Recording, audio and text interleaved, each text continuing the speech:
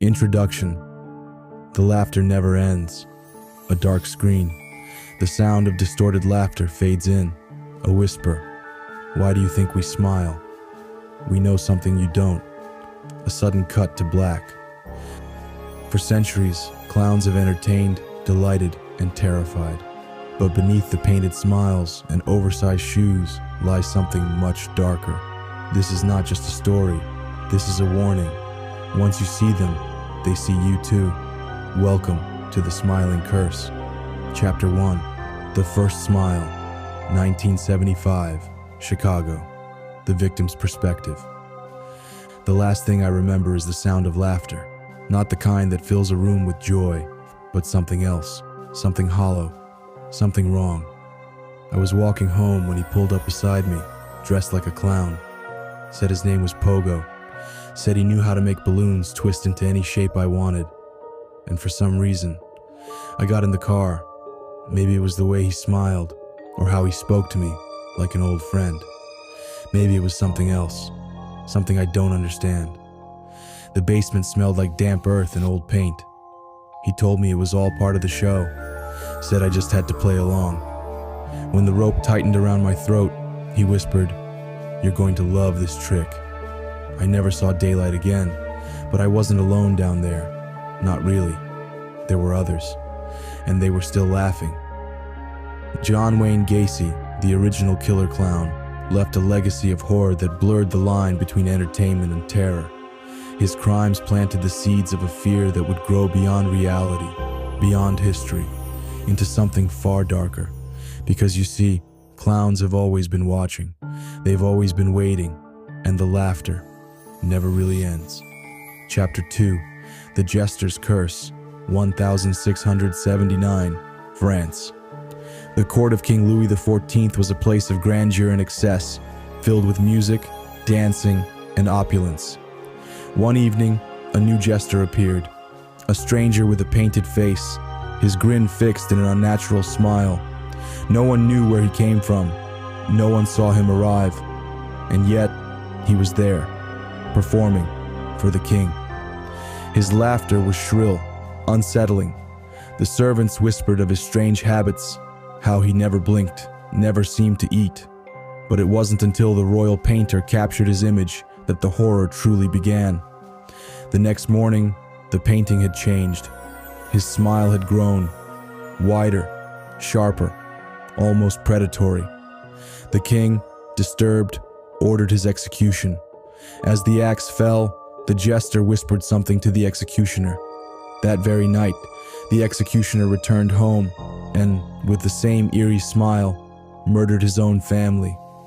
The jester's body was never found. But for weeks after, his laughter echoed through the palace halls, and then the queen began to dream of him. She would wake to see a figure at the foot of her bed, his wide smile glowing in the moonlight. When she screamed, he was gone. But each night, he came closer, until one night, she never woke up at all. Chapter 3. The Laughing Corpse. 1836, Italy. Giovanni Bellucci was a man of wealth and influence. When his daughter turned 8, he spared no expense in throwing the grandest of parties. He hired a clown, a silent figure with a face painted ghostly white and a smile drawn too wide. All through the night, the clown performed tricks and juggled, never speaking, only laughing, a dry, rasping sound that made the guests uneasy. At midnight, he disappeared without a trace. The next morning, Bellucci was found dead in his study. His lips had been carved into a permanent smile.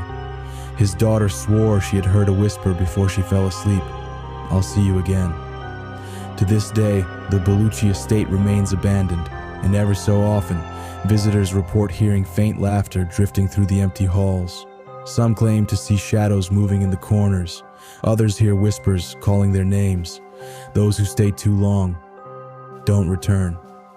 Chapter 4. The Forgotten Circus. 1895, England. The traveling circus arrived in a small English village, bringing with it exotic performers, dazzling lights, and a troupe of clowns who never spoke. The villagers marveled at their tricks and illusions, their silent comedy filling the air with uneasy laughter. Then, one night, the circus disappeared. The tents, the wagons, the animals. Everything vanished as if it had never been there. Only one thing remained, a single clown shoe, half buried in the town square, filled with human teeth. The villagers searched, but there was no sign of the performers, no records of their arrival. And then, the nightmares began. The village priest began speaking in tongues. Children woke up with painted faces and had no memory of how it happened. The mayor's wife was found hanging from a tree, her mouth stretched into an impossible grin. Chapter 5. The Pierrot Murders, 1912, New York. A silent clown known as Pierrot was the star of a small vaudeville theater in New York. His act was mesmerizing. He would pull members from the audience and make them disappear behind a curtain, only to have them reappear moments later, dazed and disoriented.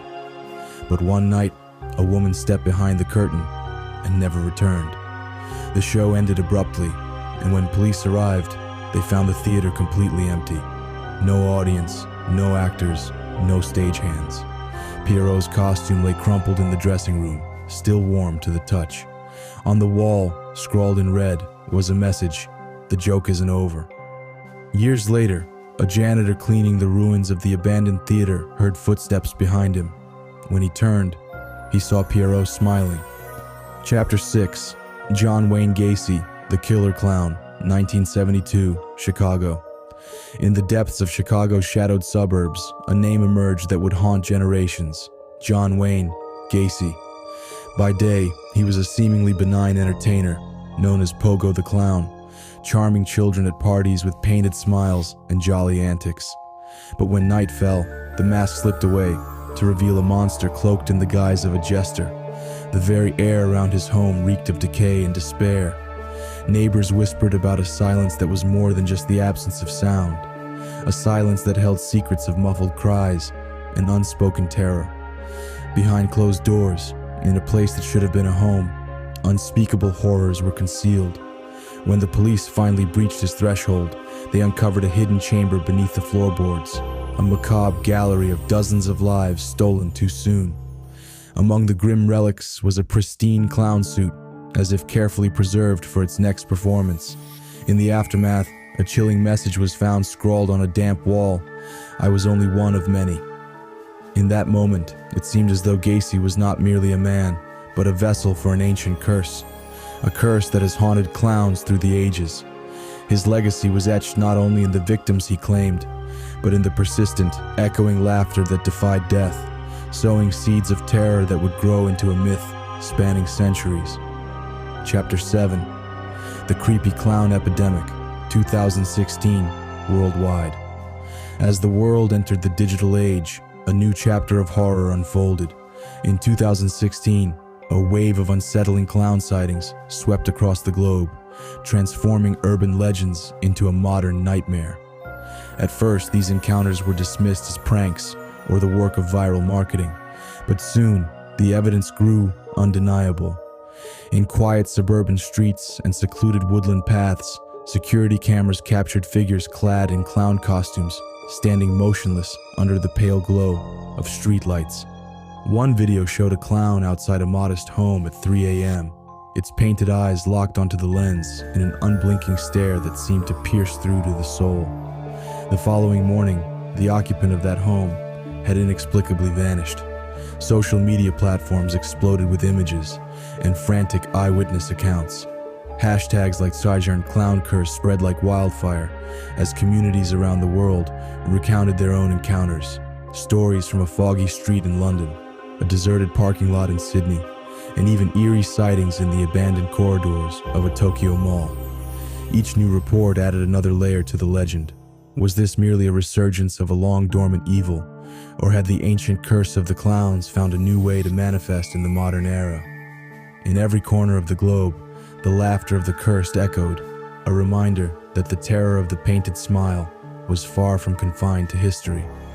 The epidemic of sightings left an indelible mark, a modern testament to an age-old horror that refused to fade away.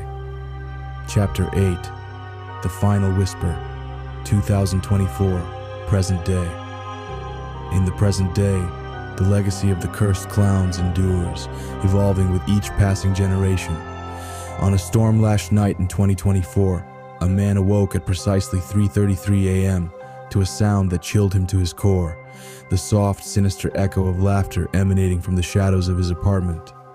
Fumbling for the light switch, he forced the fluorescent bulbs to life, only to find that his mirror bore an eerie condensation, not born of steam, but of something else entirely. Scrawled across the glass in a trembling script were the words, "Why do you think we smile? We know something you don't." His heart pounded as the message faded, replaced by a haunting reflection. A figure in clown makeup, standing silently behind him with eyes that held the weight of countless secrets. Before he could scream, the lights sputtered and died, plunging him into an abyss of darkness and terror. The following day, he was gone, vanished without a trace, leaving behind only whispers of his plight and the lingering sound of laughter in the empty corridors of his building.